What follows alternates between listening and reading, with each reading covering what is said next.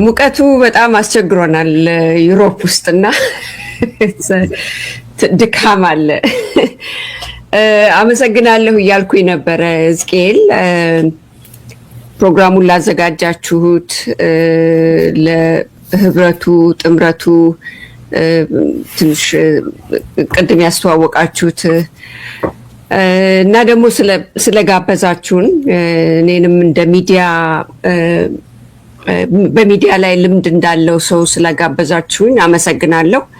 ሕዝቅኤል ከመጀመሪያ በፊት አንድ ግልጽ ማድረግ የምፈልገው ነገር አለ። ይሄውም ግብዣችሁን ተቀብዬ ስለ ሚዲያ ዳራ ለመናገር ስመጣ እዚህ እንደ ሚዲያ ባለሙያነት ወይም ደግሞ በሚዲያ ላይ ለ25 ዓመት እንደቆየ ሰው በኢህአዴግም ጊዜ ሚዲያው ምን ነበረ የሚለውን ነገር ልምዴን ለማካፈል እንጂ የምሰራበት ወይም ደግሞ የመሰረትኩት ሚዲያ አሁን ኢትዮጵያ ውስጥ የሚሰሩት ልጆች ወክዬ አይደለም። ሶ ዲስክሌመር ለማድረግ ነው። በግሌ ነው የተገኘሁትም ኤክስፒሪየንሴን ሼር ለማድረግ ነው። ምክንያቱም ብዙ ጊዜ እንደዚህ አይነት ኢቨንቶች ይከናወናሉ፣ የፖለቲካ ዲስከሽኖች ይከናወናሉ። መሆንም አለበት። ጤናማ አገር ለመመስረት እንደ ኢትዮጵያ አይነት አገር ብቻ ሳይሆን ጤናማ የፖለቲካ ስርዓት ያለባቸው ሀገሮችም ጭምር ውይይቶች ይከናወናሉ። አሁን እዚህ ያለሁበት የጀርመን ሀገር ከላይ ሲታይ እንደ ዲሞክራሲ ነው የሚወሰደው። ያደገ ሀገር ነው፣ የበለጸገ ሀገር ነው፣ ሰላም ያለበት ሀገር ነው ከሁሉም በላይ። ነገር ግን ቁጭ ብላችሁ ማታ ስትመለከቱ የጀርመን ሕዝብ በየዕለቱ በየተለያየ ጉዳይ ላይ ልክ ተሰርቶ እንዳላለቀ ሀገር ነው የሚወያየው። ያስቀናኛል ብዙ ጊዜ እና ይሄ ውይይት መኖሩ በጣም ጥሩ ነገር ነው። ብዙ ጊዜ የምታዘባቸው ነገሮችን ደግሞ ለመናገር እንዲህ አይነት ውይይት ሲዘጋጅ ኢትዮጵያ ውስጥም ይሁን ከውጭም ይሁን የሚዲያ ሚና በግጭት ዳራ ውስጥ ያለች አገር ውስጥ የሚዲያው ሚና ምንድነው መሆን ያለበት የሚለውን ከገዢው መንግስት በላይ ወይም ወጣ ባለ ዳራ ብዙ ጊዜ ንግግር ሲፈጠር አላይም። ለዚህ ነው አንድም እዚህ ላይ ተገኝቼ ሚዲያው ሊኖረው ስለሚችለው ዳራ ምክንያቱም አንድ ሀገር እንኳንስ እንደ ኢትዮጵያ አይነት የፖለቲካ ችግር ተደራራቢ ችግር ያለበት ሀገር ቀርቶ ጤናማውም ሀገር ቅድም እንዳልኩት ዜጎች መሰረታዊ እውነታዎችን ማግኘት ካልቻሉ ስለ አንድ ሀገር መሰረታዊ ጉዳይ ላይ ስለ ሀገሩ ማንነትም ይሁን ስለ ህገ መንግስትም ይሁን ስለ ሀገራዊ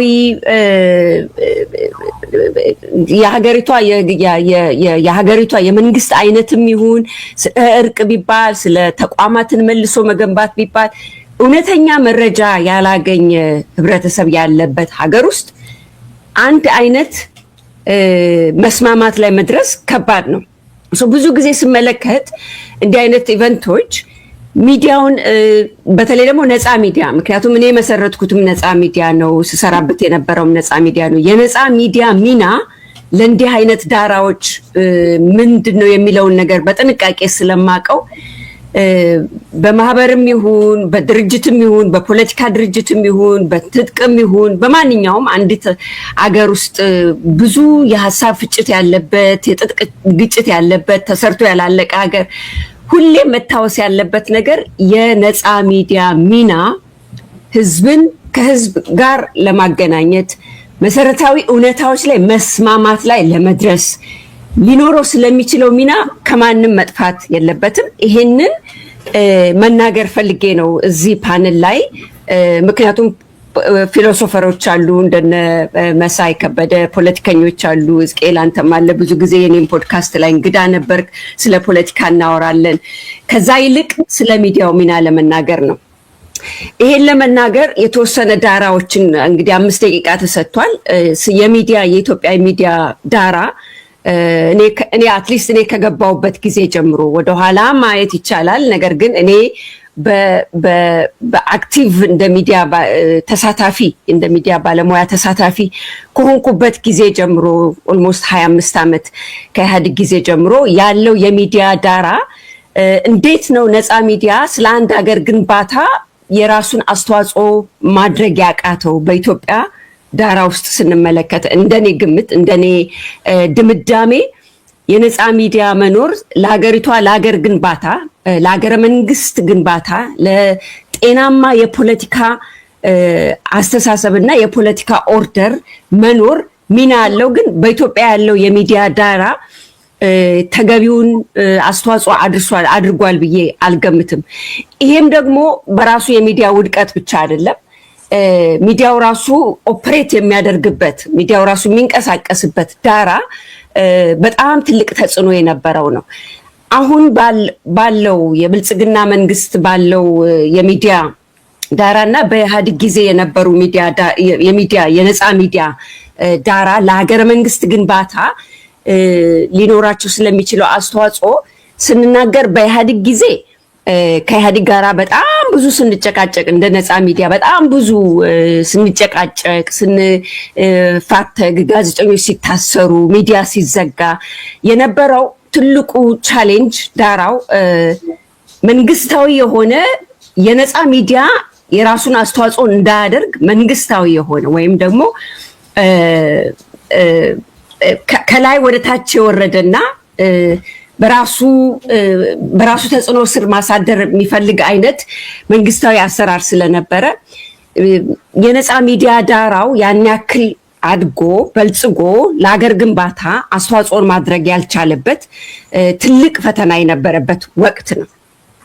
ከኢህአዴግ ጊዜ ወጥተን ደግሞ አሁን የብልጽግና መንግስት ከመጣ በኋላ በተለይ ደግሞ የዛሬ 8 ዓመት ጀምሮ ማለት ነው አገሪቷም በብዙ ግጭቶች ውስጥ ስታልፍ ሚዲያው በኢህአዴግ ጊዜ እንደነበረው ተጠቂ ሳይሆን ይሄ የምለው የነፃን ሚዲያ ጭምር ነው ለመናገር የምፈልገው ተጠቂ ብቻ ሳይሆን የግጭቶች ራሱ ተዋናይም ሆኖ የወጣበት አካሄዶችን ነው ያየ ነው።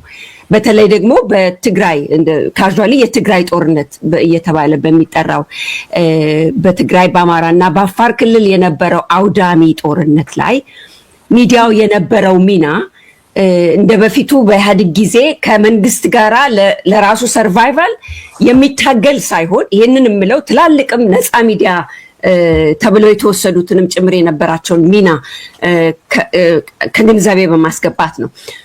የራሱ የሀገር የግጭት አስተዋጽኦ የራሱን ሚና የተጫወተ የሚዲያ ዳራ ነው ያለው በአሁኑ ሰዓት። ያ ብቻ ሳይሆን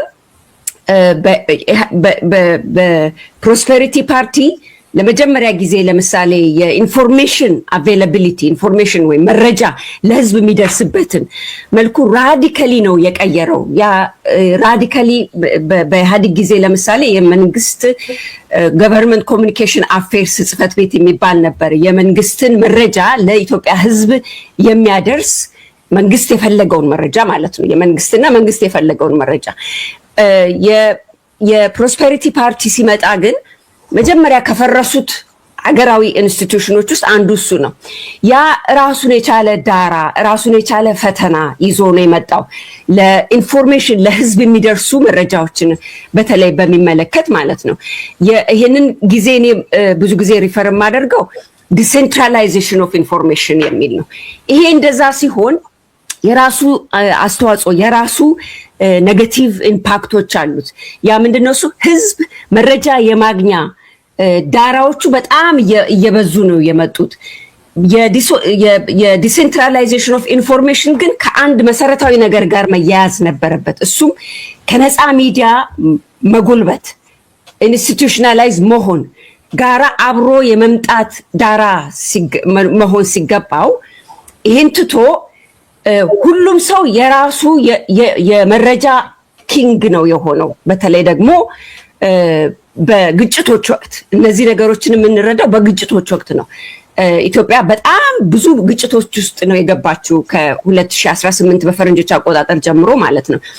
እኛ እንደ ጋዜጠኞች የመረጃን ማጣራት ፈተና ካጋጠሙን ፈተናዎች ውስጥ ለምሳሌ በሁለት ወረዳዎች መካከል የሚነሱ ግጭቶች የሁለት ወረዳ አስተዳዳሪዎች ሁለት ራዲካሊ የተለያየ መረጃ ነበረ ለሚዲያ ራሱ ሲሰጥ ማለት ነው። ያንን ደግሞ ሚዲያው እንዳለ ነው ሲያስተጋባ የነበረው። ያ ለግጭቶች መባባስ ያለው ተጽዕኖ በጣም እጅግ ከባድ ነው። እኔ ይሄንን ስናገር የአንድን ሀገረ መንግስት ግንባታ የሀገረ መንግስትን መጽናት የአንዲትን ሀገር በሰላም የመኖርና የመበልጸግ ይህን ቃል ባልጠቀመው ደስ ይለኛል። በጣም የተራከሰ ቃል ስለሆነ በአሁን ጊዜ በሰላም የመኖር መበልጸጉ ቀርቶ ሰላማዊ ዳራ ውስጥ ለመግባት የሚዲያን ሚና በምናወራበት ጊዜ እነዚህን ዳራዎች አብረን ማየት መቻል አለብን። ለህዝባዊ መግባባት አሁን ቅድም ፕሮፌሰር መሳይ ሲናገሩ የኢትዮጵያ ህዝብ አለመግባባትና የሀገረ መንግስት አለመጽናት ጋር ስንነጋገር ምንድነው ህዝቦቿ መሰረታዊና እውነተኛ መረጃዎችን ማግኘት እድል ነበራቸው ወይ? ያ በሌለበትስ መረጋጋት ውስጥ የሚገባ ሀገረ መንግስት ወይም ደግሞ መጽናት የሚችል ሀገረ መንግስት አለ ወይ ብለን መጠየቅ አለብን። ለዚህ ነው ንግግሮች፣ የፖለቲካ ንግግሮች የእርቅም ይሁኑ አሁን ምንድነው የናሽናል ዳያሎግ ተብሎ በመንግስት መረጃዎች በመንግስት ሚዲያ መረጃዎች እየደረሱ ነው ያሉት። እውነት ህዝቡ ትክክለኛውን መረጃ ነው ወይ ያገኘ ያለው? በዚህ ላይ ራሱ በዚህ ዳራ ለምሳሌ አገራዊ ምክክር ከተባለ ሀገርን ለማጽናት ነው አይደለም? የኢትዮጵያ ህዝብ የሚፈለገውንስ መረጃ እያገኘ ነው ወይስ መንግስት መጥኖ እየሰጠው ያለውን መረጃ ነው እያገኘ ያለው? የዚህ ተጽዕኖ ምንድን ነው የሚባሉት ነገሮች በተያያዥነት ከንግግሮች ጎን ለጎን መቅረብ አለባቸው ብዬ ነው የማምነው። እንደ ሚዲያ ላይ እንደተሳተፈ ሰው ማለት ነው። ዞሮ ዞሮ ይሄ ቀላል ስራ አይደለም። አብሮ መሆንም ያለበት በትክክል ስለ ገለልተኛ ጋዜጠኞች መኖርና ሚናቸውን መጫወት በትክክል መነጋገር ያለብን ወቅት ላይ ነው ያለነው። በይነ መረብ ትልቅ ሚና ከዚህም ዳራ ወተን ደግሞ ከመንግስትና ከህዝብ ዳራ ወተን ስንመለከት የበይነ መረብ ኢንፎርሜሽን መዳረስ የዩቲዩቦች መብዛት እነዚህ ነገሮች ምንድነው ስለ ደህንነት፣ ስለ ሀገር ስጋት፣ ስለ ግጭት ሊያደርጉ የሚችሉት ተጽዕኖ ምንድነው የሚለውንም ነገር እኳሊ መነጋገር መቻል አለብን። ዛሬ አሁን ለምሳሌ አንድ ነገር እያየው ነበር በጣም የረበሸኝ። ኢትዮጵያ ውስጥ በትልቅ የዩቲዩብ ቻነል የሚሳተፍ ፕሮግራሞቹን የምከታተል አንድ የዩቲዩብ ቻነል የዲፌንስ ፎርስ አባል ነኝ ከሚል ሰው ጋራ ወጥቶ እሰጥ አገባ አይነት የዩቲዩብ ፕሮግራም ተሳትፎ በትልቁ ደረጃ ወጥተው ይሄንን ነገር እያወገዙ ያሉት ራሳቸው የመንግስትን የሚዲያ አካሄድ የሚደግፉ ሰዎች ናቸው። በአንድ በኩል ነፃና ገለልተኛ ሚዲያዎች በጣም ትልቅ ተጽዕኖ ውስጥ ነው ያሉት። በሌላ በኩል እንዲህ አይነት ነገር ከስር እንደ አሸን እየፈላ ነው ያለው። እንዲህ አይነቱ ዳራ ለሀገረ መንግስት መጽናት፣ ለሀገረ መንግስት መገንባት፣ ለጤናማ ሀገር፣ ለሰላማዊ ህብረተሰብ ሊኖረው የሚችለው ነገር በሁላችንም ዘንድ መወሰድና ከግንዛቤ ውስጥ ተደርጎ እንዲህ አይነት ፕሮግራሞች ጋራ ጎን ለጎን መሄድ አለበት ብዬ ነው እማምነው እኔ።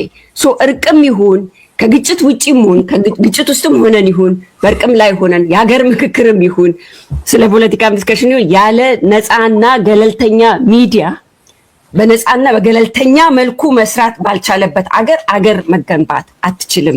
ኢትዮጵያ እንደገና ትገንባ ከተባለ እንደገና ልትገነባ የምትችለው ካለንበት አሁን ኢኮኖሚ፣ የማህበራዊ፣ የፖለቲካ ክራይሲስ ውስጥ መውጣት ካለብን ያለ ነፃና ያለ ገለልተኛ ሚዲያ መሆን ስለማይችል ማንኛውም ተደራዳሪ፣ ተከራካሪ፣ ተወያይ ይህን ጉዳይ አብሮ በእኩልነት ሊያስኬድ ይገባል የሚል ነገር ለማስጠንቀቅ ነው እዚህ ፕሮግራም ላይ የተገኘሁት።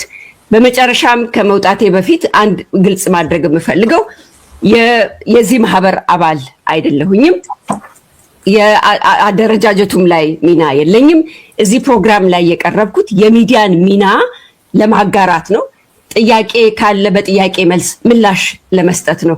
ይሄን ካልኩኝ ወደሚቀጥለው ፓነሊስት ፕሮፌሰር ሕዝቅኤል እንድትጋብዝ በዚህ ጨርሳለሁኝ። አመሰግናለሁ። ጸዳለ በጣም እናመሰግናለን። እኛም የጋበዝንሽ እንደ ጸዳለ ነው፣ በግለሰብ ነው። እኔም ከመጀመሪያው ለመናገር የሞከርኩት ወደ ውጭ ከሄድሽ በኋላ ስራው ራሱን ችሎ ነው የሚካሄደው። እሱ ታሪክ ነው። ነገር ግን እዚህ የጋበዝንሽ እኛም እንደ ግለሰብ እንደ ጋዜጠኛ እንደ ሚዲያ አዋቂ ነው። ይሄንን እኛም ደግመን ለማለትም እንፈልጋለን ለማረጋገጥ። በጣም እናመሰግናለን። በጥያቄና መልስ እንመለስበታለን። አሁን ይሄ ነገር አሁን ያለው ይሄ መበታተን በአገራችን አካባቢን በደንብ ነው የሚታየው። የኢትዮጵያ ተጽዕኖ አለ። ሀገር እኛ ብቻ አይደለንም። በሶማሊያም ያሁን አንድ ላይ ሲመጡ የነበረ ተበታትኗል። ወደ ሱዳንም ተበታትኗል። ሁሉም ቦታ የመበታተን የመፍረክረክ ሁኔታ ነው የሚታየው። ይሄንን አቶ ዮሐንስ ከጅሮም ጀምሮ ሲያየው ነበረ ከዲፕሎማሲ አንጻር። አሁን እዚህ ያደረሰን ምንድነው ዮሐንስ? ከዚህ ደግሞ ለመውጣት በዛ ረገድ ከጎረቤቶቻችን ጋር በሰላም ለመቀጠል የምንችልበት ጉዳይ ላይ ምን ትላለ? ይሄንን እንድታካፍለን ጋብዝሃለሁ። እኔም በጣም አመሰግናለሁ። ይሰማል ፕሮፌሰር? ያ በጣም ጥሩ። ለአቅራቢዎችም እንደዚሁ ለኦርጋናይዘርስ በዚህ ፕሮግራም ስለጋበዛችሁኝ እኔም አመሰግናለሁ። እንደ አንድ የአካባቢያችን ሁኔታ ደግሞ የወጣሁበትን ህዝብ እየደረሰበት ካለው ሰቆቃ አንጻር ይመለከተኛል እንደሚል አንድ ግለሰብ ሆኜ ነው ዛሬ የቀረብኩት እዚህ። እኔም ያንን ዲስክሌመር ለማስቀመጥ ነው ወደ ዲስከሽኑ ከመግባቴ በፊት። ከዛ በኋላ ራሴን ሊሚት አደርጋለሁ ወደ ዓለም አቀፍ ግንኙነትና ዲፕሎማሲ። አሁን የተነሳውን ነገር ኢትዮጵያ ያለችበትን ሁኔታ አሁን እንዳነሳኸው የሆርን ኦፍ አፍሪካ ሪጅን ከዛም ቀጠል ብሎ ቀይ ባህርም የያዘ አለው። ኢንትረስቲንግ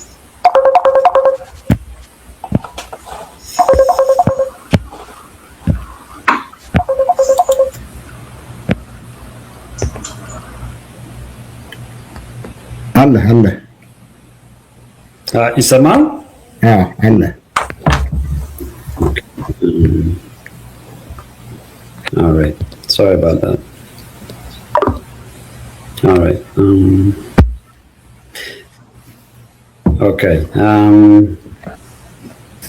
እና አካባቢያችን ያለው ሆርን ኦፍ አፍሪካ የቀይ ባህር አካባቢም የኛን አካባቢ አልፎ ሌላውም ዓለም የመረበሽ ቴንደንሲም ስላለው ኢትዮጵያ አሁን ካለችበት ቅርቃር ወጣ የተሻለ እውቅና ያላት የተሻለ ስራ ልትሰራ የምትችል ሀገር እንድትሆን ለወደፊቱ ምንድነው መደረግ ያለበት ፖስት ኮንፍሊክት የተባለው እነሱ ላይ መሰረት አድርጌ የተወሰኑ ነገሮችን ላንሳ።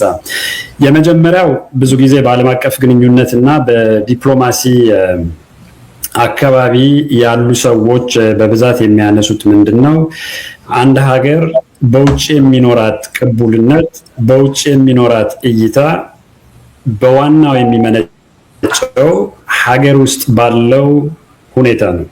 ሀገር ውስጥ ያለው ሁኔታ ስንል ደግሞ ሀገር ውስጥ ያለው መሪ ወይም ደግሞ ሀገር ውስጥ ያለው ፓርቲ የፖለቲካ ሁኔታ ያለውን ቅቡልነት ያለውን እምነት ስንል ደግሞ በህብረተሰቡ ማለት ነው። ህብረተሰቡ ያለው አገዛዝ ላይ ያለው ስርዓት ላይ ያለው መንግስት ላይ ቅቡልነት ሲኖረው የሀገር ውስጡን ስራ አጣጥሞ መስራት ሲችል ከውጭ ያለው ቅቡልነት ደግሞ በዛ ልክ ያደገ በዛ ልክ የተመቻቸ ይሆናል ማለት ነው።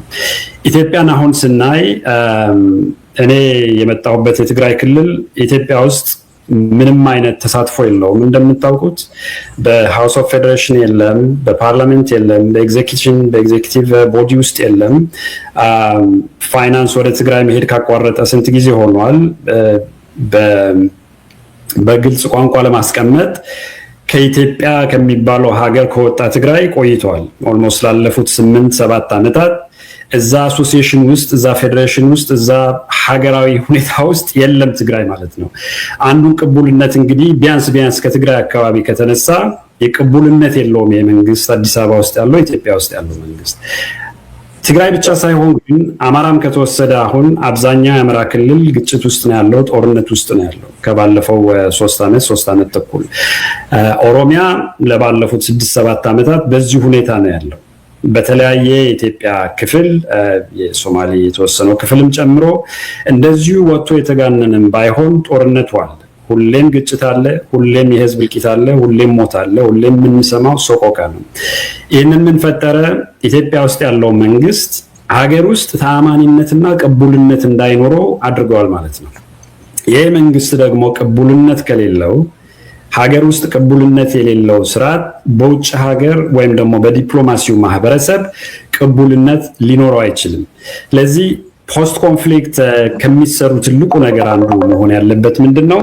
ይህንን የቅቡልነት ክራይሲስ መስተካከል መቻል አለበት ማለት ነው።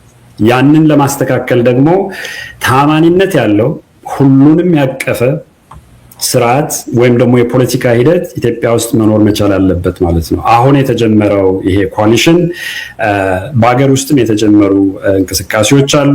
እርግጠኛ ነኝ እናንተም የምታውቁት የትግራይም አካላት ከትግራይ ውጭ ያሉት የታጠቁትም ያልታጠቁትም ኃይሎች አንድ ላይ እያሰባሰበ ሁሉንም ለማጥፋት የተነሳ ስርዓት ስላለ ኢትዮጵያ ውስጥ ያንን ስርዓት አንድ በአንድ ከማጥፋቱ በፊት እኛ ራሳችንን መከላከል አለብን የሚል መነሻ የያዘ እንቅስቃሴ አለ። ኮአሊሽን ሀገር ውስጥ ከውጭ ደግሞ ኮአሊሽን አለ። አሁን ይህንን ኮአሊሽን ካሁኑ ጀምሮ ዲቫይስ ማድረግ ያለበት ስራ መስራት ያለበት ምንድነው?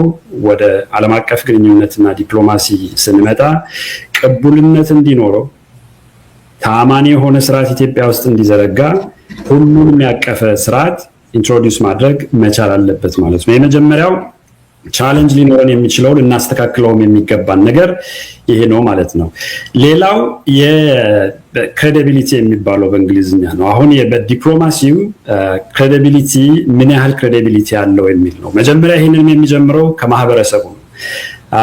ቅድም ጸዳለ ስታነሳ ነበረ ሚዲያ ኢትዮጵያ ውስጥ የነበረው ሚዲያ በተለይ ደግሞ ጦርነት በሚኖርበት ጊዜ አንድ አካባቢ ያለ ህዝብ ሲጨፈጨፍ አጋፋሪ ሆኖ አሟሟቂ ሆኖ አባባሽ ሆኖ ነበር የሚቀርበው።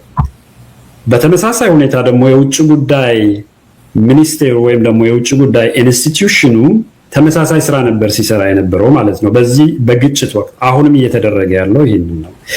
ምንድነው እየተደረገ ያለው? የራሱን ህዝብ ትግራይ እንግዲህ ያንዱ የፌዴሬሽኑ አንድ አካል ነው። የኢትዮጵያ ፌዴሬሽን አንድ አካል ነው እስካሁን ድረስ። ያንን ህዝብ በማስ እየተጨፈጨፈ እያለ ምንም ነገር እንዳልተደረገ ይልቁንም ከዛ አካባቢ ችግር ወደ ኢትዮጵያ እየመጣ እንደሆነ ነበረ ለዓለም አቀፍ ማህበረሰቡ ሲያስተዋውቅ የነበረው ማለት ነው። ይሄ ከውስጥ ያለውን ክሬዲቢሊቲ በእጅጉን ይጎዳዋል። ውስጥ ያለው ክሬዲቢሊቲ ከጠፋ ደግሞ ቅድም እንዳልኩት ውጭ ያለውም ክሬዲቢሊቲ በዛ ልክ ነው። ለህብረተሰቡ ለራሱ ሰው ያልሆነ ዲፕሎማሲ፣ ለራሱ ህዝብ ያልሆነ የውጭ ግንኙነት ለጎረቤትም ከጎረቤት ራቅ ብሎ ላለም አካል ሊሆን አይችልም፣ ሊጠቅምም አይችልም። ስለዚህ ክሬዲቢሊቲው በዛ እየወረደ ይሄዳል ማለት ነው። የእንደዚህ አይነት ስብስብ ፖስት ኮንፍሊክት የሚመጣው ስብስብ አንዱ ቻሌንጅ ሊያጋጥመው የሚችለው ይሄ ነው። ከአሁኑ ጀምሮ ደግሞ መፍትሄ መንገዶችንም እያዘጋጀ እንዲሄድ ደግሞ ግን ኦፖርቹኒቲው አለ ማለት ነው፣ እድሉ አለ። ኢትዮጵያን ሪቢልድ ልትደረግ ከሆነች አሁን ከምንፈራው የእርስ በርስ መተላለቅ ልትወጣ ከሆነች ከአሁኑ ጀምረን እንደዚህ አይነት ክሬዲቢሊቲ እየሰራንባቸው መምጣት መቻል አለብን ማለት ነው። ሌላው የጣልቃ ገብነት ሁኔታ ነው።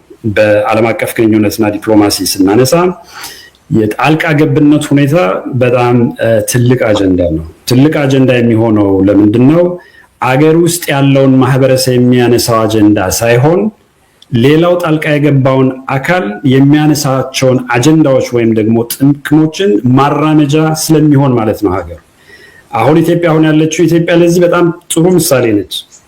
የኢትዮጵያ ፎሬን ፖሊሲ፣ የኢትዮጵያ ኢኮኖሚክ ፖሊሲ፣ የኢትዮጵያ ፖለቲካል ፖሊሲ አዲስ አበባ ውስጥ ዲቫይስ የሚደረግ አይደለም። በእኔ እምነት እነዚህ ፖሊሲዎች የሚፈበረኩት በአቡዳቢ ከዛው ቀጥሎ ደግሞ በአይኤምኤፍ እና በወርልድ ባንክ ቢሮዎች ውስጥ ነው። እንደዚህ በሚሆንበት ጊዜ የኢትዮጵያው ስርዓተ መንግስቱ ወይም ደግሞ የፖለቲካል ስርዓቱ የኢትዮጵያውያንን ከንሰርን የኢትዮጵያውያንን ጥያቄ ሳይሆን ለመመለስ የሚጣጣረው ወይም ደግሞ ችግርም ካለ ችግር ለመፍታት የሚጥረው እነዚህ ጣልቃ የገቡትን አካላት የሚሰጡትን አጀንዳ መፍታት ላይ ያተኩራል ማለት ነው።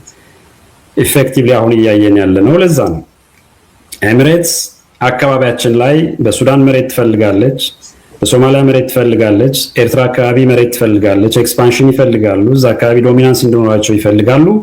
የነዛን ተልዕኮ ይዘው የነዛን አጀንዳ ይዘው ኢትዮጵያ ውስጥ ካምፕ እስከ መክፈት ተደርሷል። ኢትዮጵያ ውስጥ ማሰልጠኛ እስከ መክፈት ተደርሷል።